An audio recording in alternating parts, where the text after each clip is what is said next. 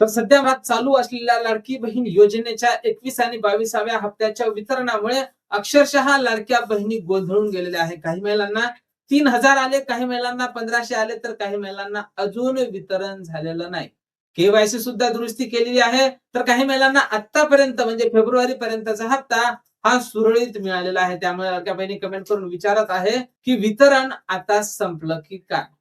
म्हणजेच ज्या महिलांना वितरण झाले त्या महिला पात्र आणि ज्या महिलांना अजून वितरण झालेलं नाही तर त्या महिला अपात्र झाल्या की काय, अशा प्रकारचे प्रश्न लाडक्या बहिणी आता विचारत आहे.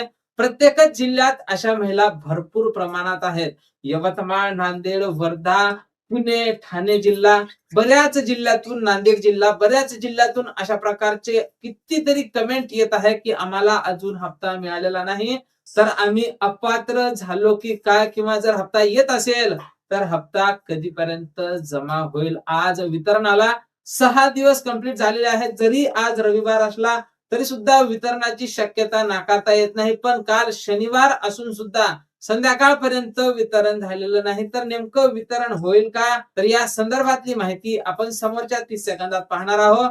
त्यापूर्वी तुम्ही जर नवीन असाल तर नक्कीच आपल्या व्हिडिओला लाईक करून चॅनलला सबस्क्राईब करा. नमस्कार, मी भाऊसाहेब गोडे स्वागत करतो तुमचं लाडकी बहीण योजनेच्या एका नवीन व्हिडिओमध्ये. तर पाहून घ्या लाडक्या ताईंनो, सध्याच्या घडीला सर्वात मोठा आणि सर्वात महत्वाचा जो प्रश्न आहे तो म्हणजे वितरण हे बंद झाले की काय? कारण काल शनिवार असून सुद्धा वितरण झालेलं नाही आणि जवळपास 50% महिला, प्रत्येक जिल्ह्यात 50% महिलांचे कमेंट येत आहे की आम्हाला वितरण हे झालेलं नाही. तर वितरण आता बंद झालं काय?